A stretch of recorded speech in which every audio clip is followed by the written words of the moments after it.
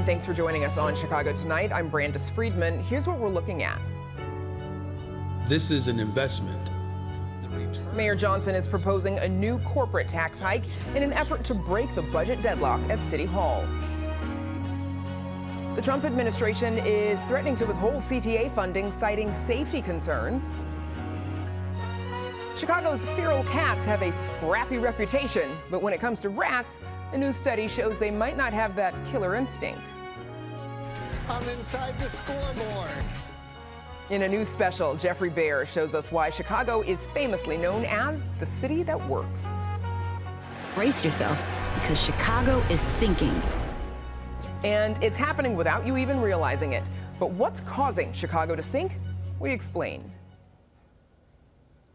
First off tonight, 5 U.S. citizens who had been detained by federal immigration agents in recent months testified on Capitol Hill today.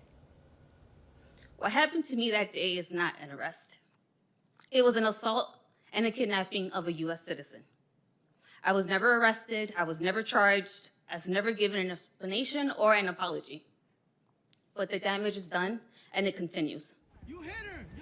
Diane Figueroa recounted for both the U.S. Senate and House committees how she was detained by federal immigration agents after being sideswiped by one of their unidentified SUVs. Democrats accused the Department of Homeland Security of lying about not arresting and detaining American citizens in its immigration efforts. Figueroa, who is a U.S. citizen, says she still suffers injuries and post-traumatic stress disorder from that incident that happened on October 10th in the city's Westtown neighborhood. An Illinois bill aimed at protecting immigrants in some public spaces is signed into law today. The law shields immigrants living in Illinois from federal enforcement near courthouses, hospitals, college campuses, and daycares. It also provides legal steps for people whose constitutional rights were violated during federal enforcement action in the Chicago area to sue federal agents. More than 4,000 people were arrested during Operation Midway Blitz, while data shows that only 15% had criminal records and only 3% were for violent crimes. Critics say the law, which takes effect immediately, will be overturned by the courts. For more on what's included in that law, head to our website. The Trump administration is threatening to withhold CTA funding weeks after a woman was set on fire while on board a Blue Line train. Federal transit authorities sent letters to Mayor Brandon Johnson and Governor J.B. Pritzker demanding Chicago transit leaders update the CTA's safety plan and implement a, quote, verifiable security enhancement plan. The governor today pushed back, saying, quote, that action has been taken and is being taken to protect transit riders, pointing to the state's recently passed transit funding bill. The letter repeatedly cites the high-profile attack on 26-year-old Bethany McGee, who was doused with gasoline and lit on fire as she rode a CTA train last month. She survived and continues to recover from her critical injuries. Lawrence Reed is accused of the attack and is facing a federal terrorism charge. Up next, Mayor Johnson amends his spending plan, hoping the third time will be the charm. Right after this. Chicago Tonight is made possible in part by the Alexandra and John Nichols family, the Polk Brothers Foundation, and the support of these donors.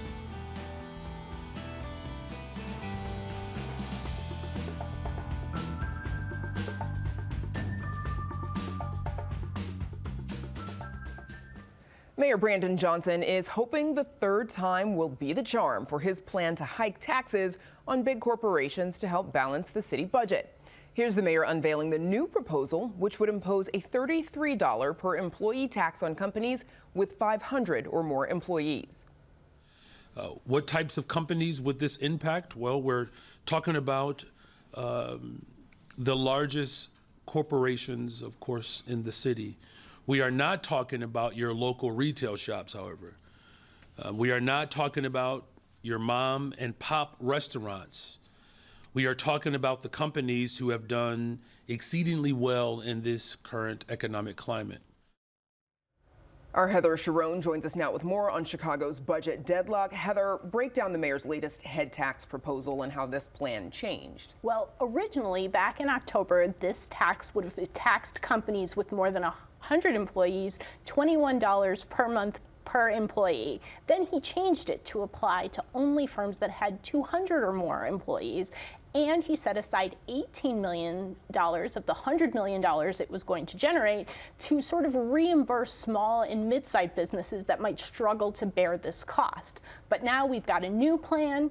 This would only apply to the biggest firms in Chicago with more than 500 employees. They'd have to pay $33 per month per employee to generate $82 million, because now that it doesn't apply to small and mid-sized businesses, those grants aren't necessary, the mayor says. And that's also an increase in the dollar amount from $21 to $33. Any sign that this proposal will win support with the majority of City Council? Well, it didn't produce an immediate breakthrough, that's for sure. The alder people who have been leading the charge against this tax, including Alderman Nicole Lee of the 11th Ward, said it was still a bad idea. But it could help the mayor shore up some votes from members of his progressive caucus who support this tax, but were worried that it would hurt those mom and pop businesses we heard the mayor talk about. Also, this would only apply to 175 businesses in Chicago, the biggest ones: Google, JP Morgan Chase, Accenture, Walmart. There are not a lot of progressive alder people who will lose a lot of sleep about increasing those companies' tax bills. Okay, so the majority of the debate over the budget, though, it's focused on this head tax, but that is not the only sticking point. What else is at issue here? Well, the rival budget plan that the mayor has flatly refused to even consider would make a number of changes. It would pay more towards the city's pensions in the hopes of avoiding a credit rating downgrade. It would also reduce the amount of money that the mayor's proposal would borrow to pay for firefighters' salaries and to cover the extreme cost of police misconduct settlements. Just 21 days before this deadline for the City Council to pass a budget deal. What happens if there is no deal? Now, we've all gotten used to the state sort of missing the budget deadlining, but everything sort of keeping on as normal. That cannot happen for the city. If the city does not have a budget as of December 30th, employees will not get paid, and it is unclear about which city services will stop. So that prospect is concentrating the minds of everybody at City Hall, with both the mayor and his opponents saying that they're not going to let city government shut down.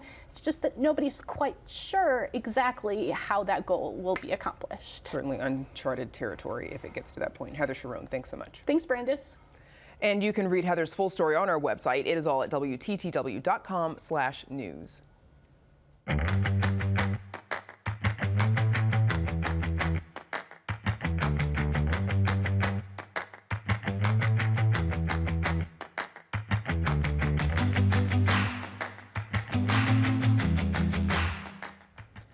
Tom never did catch Jerry, but it may have been for the better. We'll explain. But first, let's back up. The city has undergone many efforts over the years to control Chicago's rat population, one of which is poison. But that's led to the unintended death of some birds after they ate the dead rats. A team at Lincoln Park Zoo's Urban Wildlife Institute conducted a study to see if cats were also collateral damage in the campaign to control the city's rat population. Joining us now is Seth Magley, director of the Urban Wildlife Institute at Lincoln Park Zoo. Seth, thanks for joining us again. Yeah, thanks for having me. So is it just that, cats aren't the little mouse traps that we thought they were? What sort of set you off on this study, and what were you looking to find?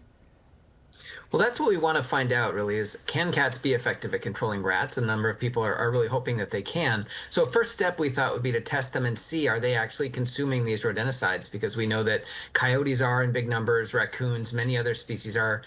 We're finding them with huge quantities of these. So we tested these cats, and we found that a few of them did have trace quantities of rodenticide, but really most of them did not. So what was your methodology here? How did you do this? Well, we teamed up with an animal shelter, and we took blood samples from cats that were undergoing trap-neuter release. So it's just a blood sample we were able to send to a lab, and we can test that for a variety of different rodenticides to really see what the concentrations are in the blood. What does this teach us about the real behavior of cats in Chicago? Well, I think what this teaches us is that at least among the cats that we tested, they're not eating a lot of rats. Like I said, we did find a small number that were exposed, which is a concern if you are a cat owner and your cat is outside. You don't want them to be exposed to these chemicals. But it looks like, by and large, they're really not consuming these rats. Are they chasing them down for fun? Because we kind of know so, see, that's the part we don't know. As doing this thing. Go ahead. Yeah, that's the part we don't know. So they may be killing the rats and not eating them. That's possible. That would require a different study. Or they may just be chasing them around, which is what's often seen in other studies of cats and rats in other cities, is that even when they don't kill them, they sort of tend to make them move around by scaring them. Those things may be going on. We didn't test for that in this study. But what we were able to demonstrate is that they're not really eating them, at least not in large numbers. What seems to be the best way then to reduce the rat population in the city? Well, the basic way to reduce the rat population in the city has been the same for decades. No one wants to hear it. But the answer is we have to control our trash. Really, it's the trash that's driving these rat populations. We see it again and again. And if we could get a better handle on how to contain it, how to keep it out of their reach, that would really be the best thing we could do to control rats across the city. And that said, what should people know about rodenticides?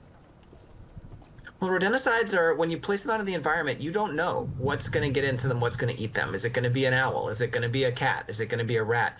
They can be effective, but it's a very broad-scale tool. And a lot of people, we think, are just not using them discriminately. They're using them just broadly, sort of spreading them across their yard or all across their property, and that can really have harmful effects. So really would prefer if people could leave the application of rodenticides to the trained professionals. Your research, you've also understood that some communities bear sort of a rat burden, where some communities experience more rats than others. Tell us about that. Yeah, we've done a number of surveys across the city to really look at which communities are suffering from these rat burdens, and often it's the communities of color, it's the communities with lower income are the ones that really have these massive problems with rats and rat infestations. We're trying to understand why that is and how it is that we can, I mean, we want to reduce everyone's rat burden, but especially those communities that are suffering disproportionately. What do you anticipate some of the likelihood might be, some of the reasons might be for those communities? Well, again, I think some of it probably comes down to trash and why trash is stored in different ways in different communities. I think some of it probably comes down to how it is that people are responding to these rat infestations. Are they calling 311? Are they contacting a private pest control professional? Do they have the resources to do that? So I think we need to dig in deeper to understand the motivations of how it is that people can manage rats, what their capabilities are, and also what they feel empowered to do. Okay, that's where we'll leave it. Seth Magley, on top of the rat population for us. Thanks for the work you're doing. Take care. Thanks so much. Up next, Geoffrey Baer clocks into the jobs that make Chicago work.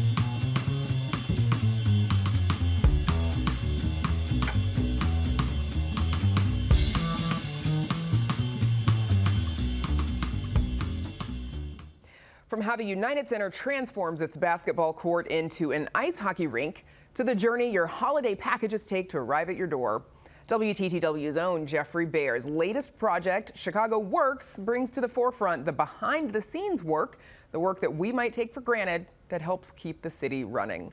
The new special premieres tonight at 7 p.m. Take a look. Chicago is known as the city that works. But who keeps it working? Was this like a dream come true to do this? This is going to come down, the bridge is swollen up. That is wild. Everybody off the bridge. After a while, you just don't smell it anymore. All right, here. Just take the whole bunch there. There you go. I'm inside the scoreboard. You don't do this at other ballparks in America. I can't even sort my laundry. Joining us is the man who gets all the fun jobs at WTTW, our own Geoffrey Baer. Welcome back, Geoffrey. Oh, I'm happy to be here. Always happy. You just said it there in that trailer, but we're known as the city that works. Why is that?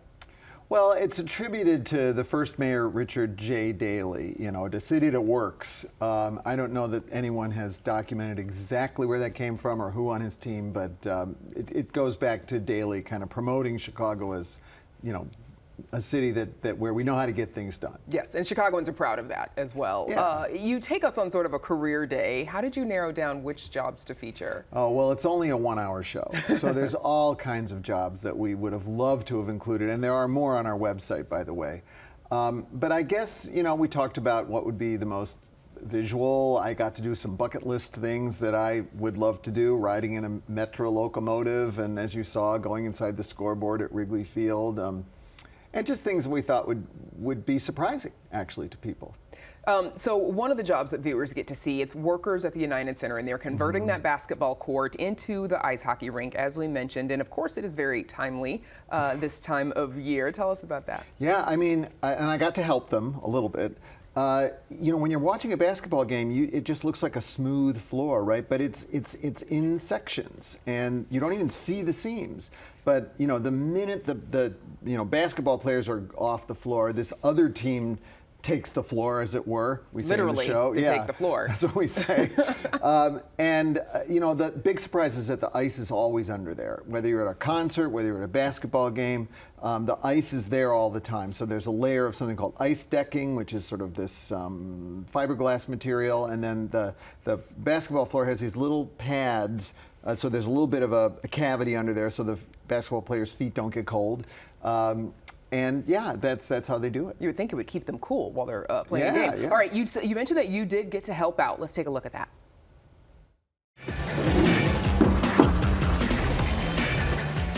They only started this 15 minutes ago. And look at how much is gone already. We have a corner. We're just going straight on. Oh, that's not Too bad. I just hit up the floor at the United Center.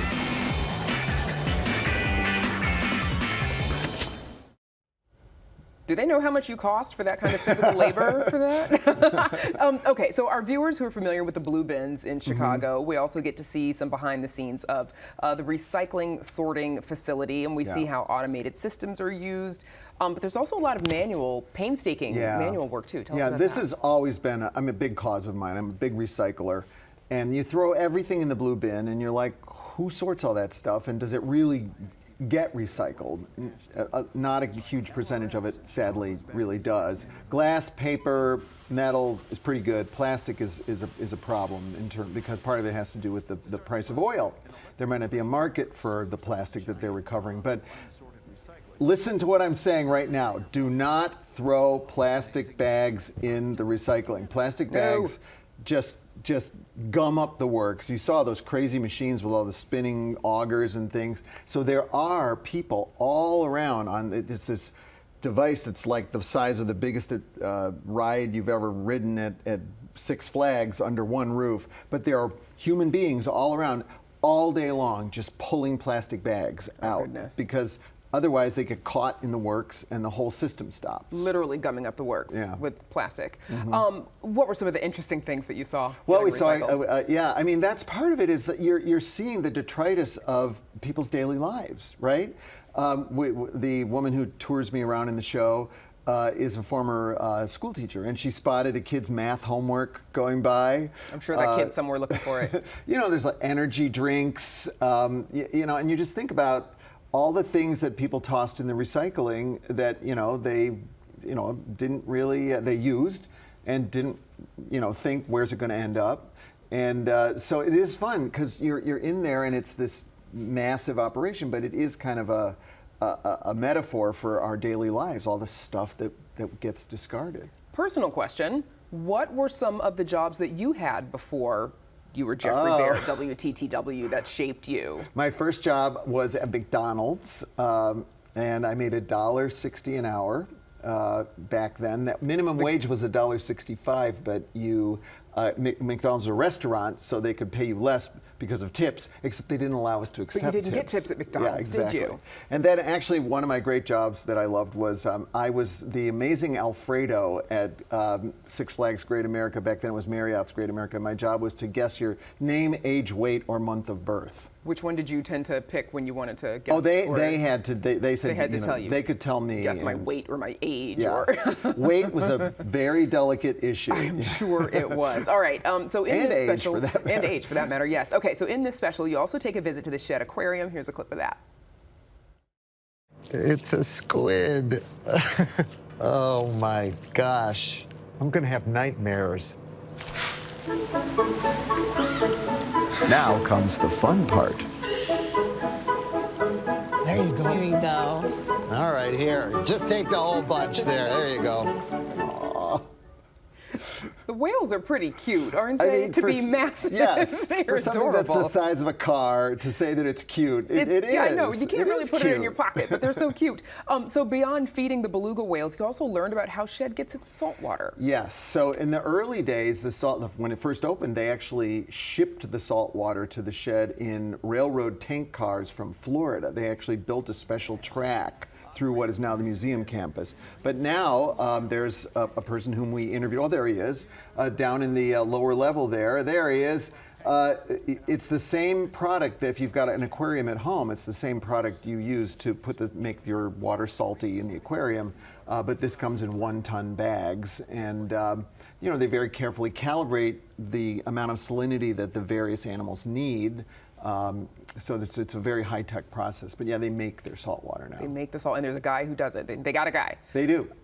Something that I noticed while watching this, and I wonder what common thread you found in the people that you spoke with, is that everyone you spoke with is really, they like their jobs. Mm-hmm. They are enjoying their jobs and happy to do them, which I love to see, right? We love to, if people who are lucky as me and you, Geoffrey Baer, who get to do jobs that they enjoy, what common thread did you notice? Yeah, I mean, I really expected, you know, we're going to show up with a film crew, and these people are busy, and they were just going to say, get out of our way, you're bothering us.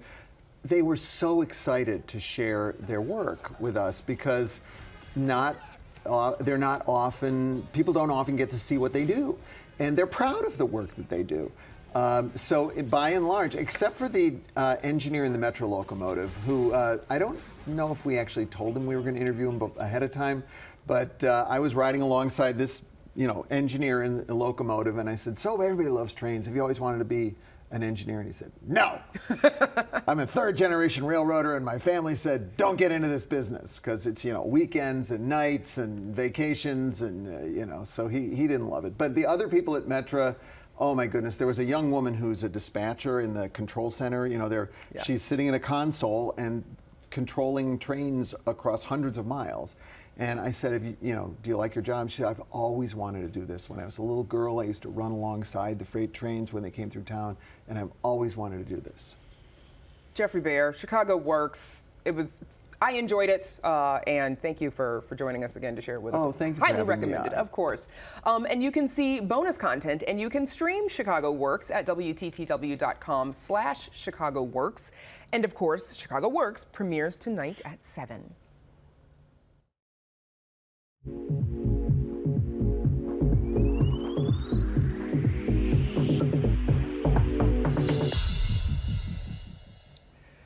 Something is happening in the city and you probably don't know it. It has to do with the ground under your feet, but you can't feel it. And while it may be happening slowly, the consequences could be huge. Are you intrigued yet? WTTW News fellow Abena Bediako explains.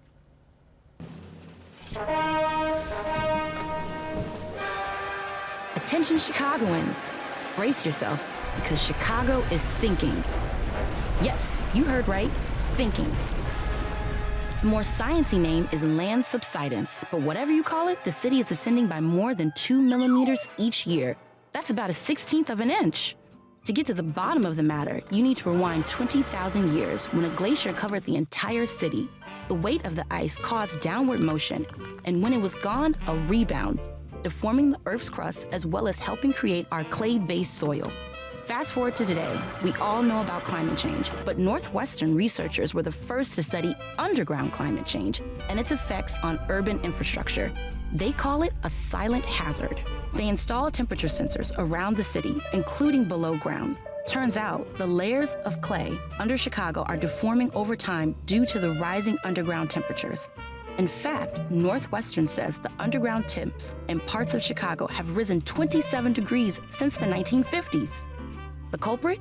Buildings, transportation systems, and other infrastructure creating heat that stays underground. Open space allows the ground to breathe a bit, so the hottest temps are under streets, sidewalks, and buildings. We've got a lot of those. A study of 28 cities revealed at least 20% of the land in every one of them is sinking, and most have 65% or more subsiding. Those researchers cite groundwater extraction and expanded urban development as additional contributing factors and warn that even slight downward shifts in land can significantly compromise the structural integrity of buildings, roads, bridges, and railways over time.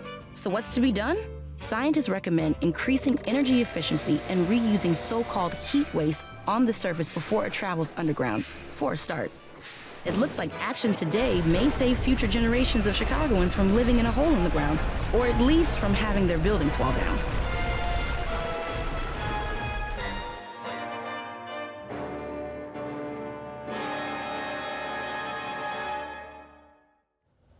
And you can watch more of our Emmy-winning WTTW News Explains videos on our website. And that's our show for this Tuesday night. You can stream Chicago Tonight on our WTTW YouTube channel every evening and catch up on any programs you may have missed. And join us tomorrow night at 5:30 and 10. Now, for all of us here at Chicago Tonight, I'm Brandis Friedman. Thank you for watching. Stay healthy and safe, and have a good night.